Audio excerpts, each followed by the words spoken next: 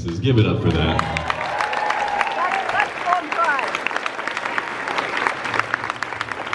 And I know a lot of you, I know you want to tell me like how far you came and you're like really proud of it. We came all the way from Alabama.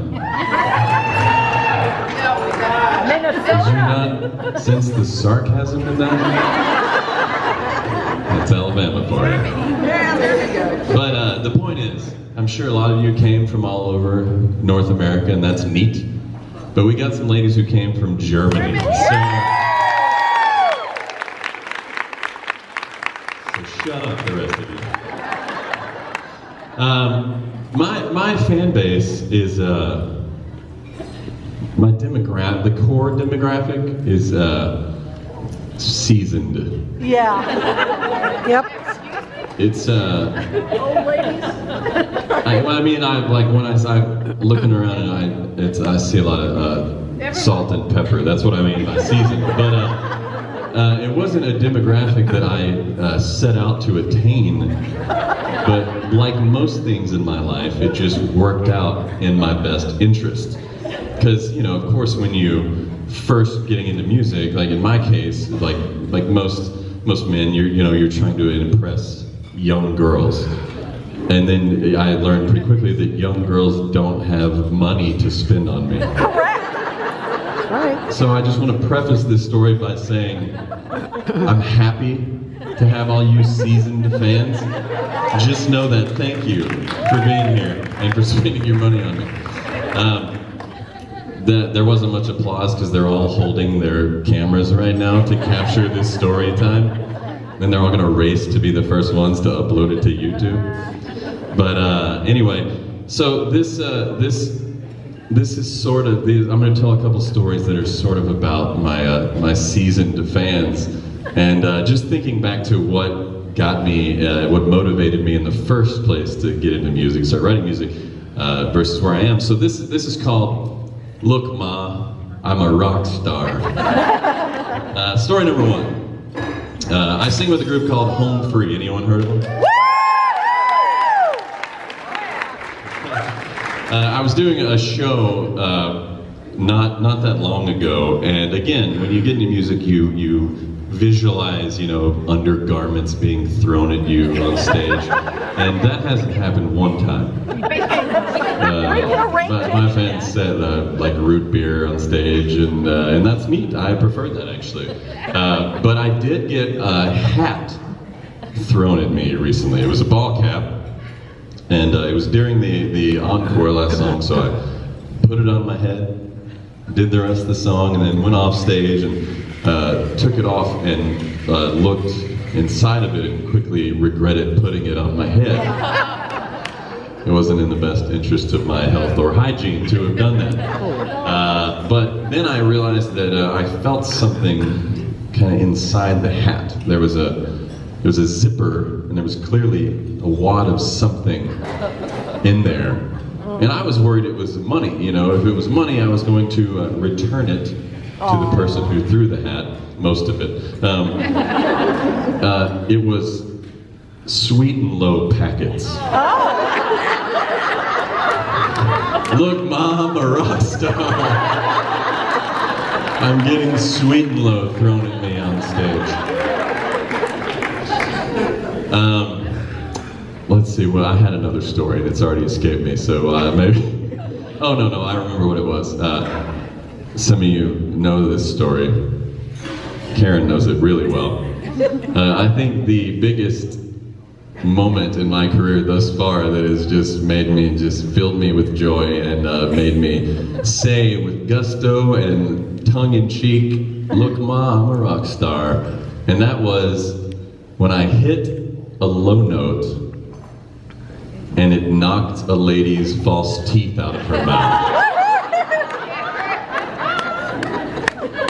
Y'all, I'm not making this stuff up. This is 100%. That stuff really happened.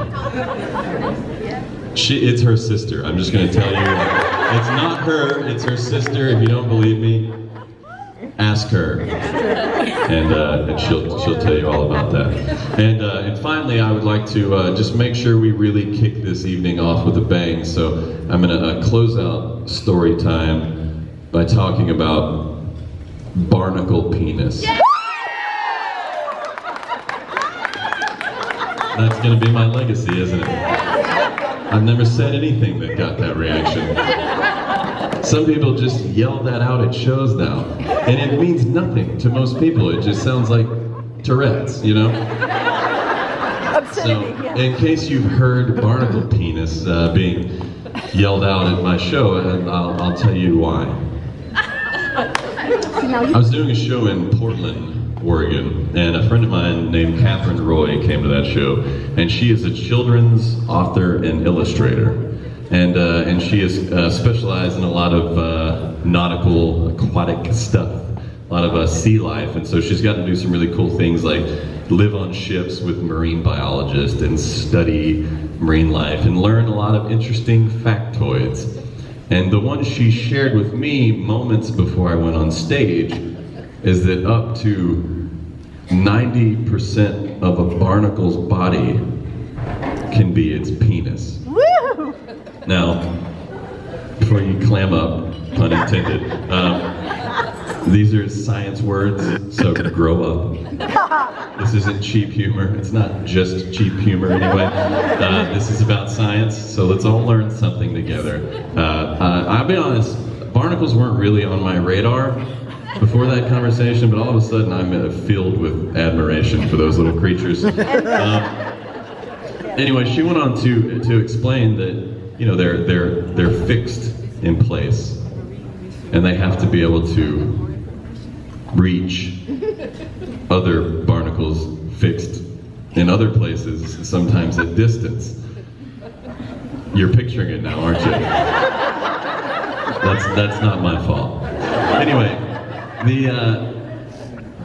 she shared that with me, and our truck driver John overheard this. And John came over to me right before I went on stage and he said, "I'll bet you $20 you can't get barnacle penis into your show tonight." Well, John owes me about $160 at this point. 180 counting tonight. Yeah, I took that bet and I talked about barnacle penises, peni? I don't know, for some time during that show, and without warning, my bandmates were not privy to this conversation, nor did they hear the bet. So all of a sudden, I'm just talking about barnacle peni in the show, and I hear Rob off microphone say, "What the hell is happening right now?" Finally, we got around to the whole point of the story, and it was a fun experience. We all learned something together, and I thought that would be it. I thought, all right, one and done, and I was wrong, because we got to the next show, which was in Idaho Falls, and there was a sign language interpreter on stage with us. Well, I wasn't going to squander that opportunity, so. I told that story again, and I said it a lot. I really said it a bunch of times because the audience seemed to enjoy it. You know, I'd say barnacle penis, and then us, like the whole audience and us, would all turn and look at this poor lady. She was a good sport, but she would just go and then sign it. And it turns out there is not a sign for barnacle, so she had to spell it out. Does anyone know how to do that? Yeah. There it was. That's barnacle. I had to think really hard about that. There is, however, a sign for the next word. And would you like to learn it? Yeah, sure. Okay. It's real simple. I don't know the origin of it, but you're welcome in advance. Here's how it goes.